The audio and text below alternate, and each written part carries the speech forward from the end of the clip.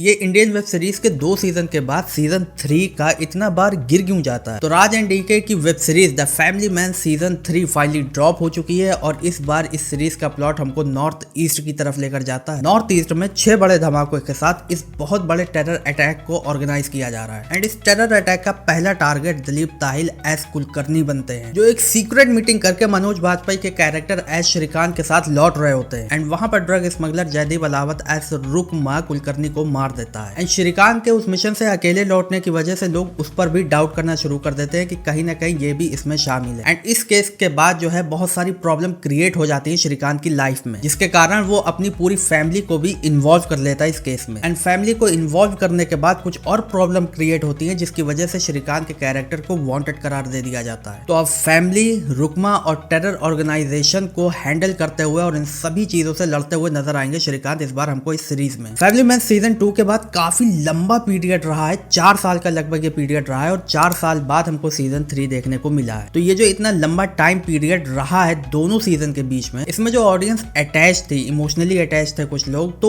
उनका कनेक्शन कहीं ना कहीं थोड़ा बहुत तो इधर उधर हुआ होगा। बट हम जैसे भी लोग हैं जो इस सीजन 3 के लिए काफी एक्साइटेड थे और काफी वेट कर रहे थे काफी टाइम से, और हम लोगों का कनेक्शन तो भाई टूटने वाला है नहीं, लेकिन ये टाइम पीरियड इस शो पर थोड़ा बहुत तो इफेक्ट जरूर डालेगा। फैमिली मैन सीजन 3 के लगभग 7 एपिसोड हैं और 7 एपिसोड का जो रन टाइम है वो काफी ज्यादा बढ़ चुका है इस बार। स्टार्टिंग के एपिसोड सीजन 3 के काफी अच्छे थे, मुझको तो काफी बेटर लगे वो एंड स्टार्टिंग के एपिसोड काफी ज्यादा इंगेजिंग भी थे, आपको बांध के रखते हैं सीट से कि हाँ भाई कुछ बड़ा प्लान हो रहा है इस बार। और ये सीरीज काफी सीरियस भी जाने वाली है, अपने डार्क टोन को कैरी करती भी है लास्ट एंड तक एंड उसके बाद के एपिसोड से आई मीन 4th एपिसोड से ये सीरीज थोड़ा स्लो हो जाती है, जैसे कि कुछ इस सीरीज में दिखाई गई कन्वर्सेशन जो काफी एपिसोड के फेस को स्लो कर देती है, मतलब आगे बढ़ने के लिए रुकावट पैदा करती है वो कन्वर्सेशन। एंड इस सीरीज में इस बार ट्रैवल हमको कुछ ज्यादा ही दिखा दिया गया है, मतलब कैरेक्टर इधर से उधर भाग ज्यादा रहे हैं तो उसमें भी काफी ज्यादा टाइम निकल जाता है। एंड इस बार सीरीज में कुछ भी ऐसा नहीं देखने को मिलता जिसको लेकर आगे चल के मीम्स बन जाए, जैसे कि सीजन 1 के और सीजन 2 के तो आज भी मीम काफी ज्यादा वायरल होते रहते हैं। तो वो ह्यूमर, वो नॉस्टैल्जिया जो हमको सीजन 1 और सीजन 2 में देखने को मिला वो इस बार सीजन 3 में नहीं है, क्योंकि सीरीज ज्यादातर सीरियस ही चलती चली जा रही है। बहुत कम ऐसे मोमेंट एक आध आते हैं जिसमें कुछ ऐसे डायलॉग श्रीकांत बोल देते हैं जो आपको हंसी आ जाती है, मजा आ जाता है। एंड इस सीरीज का सबसे बोरिंग पार्ट मैं बताऊं क्या था? इसका सबसे बोरिंग पार्ट ये था कि श्रीकांत तो वांटेड हो चुका है, वो भागा हुआ है अपनी फैमिली को लेकर, लेकिन उसकी जगह पर जो एक नया ऑफिसर आया इन्वेस्टिगेशन के लिए, वो ऑफिसर सिर्फ बकबक करे जा रहा है,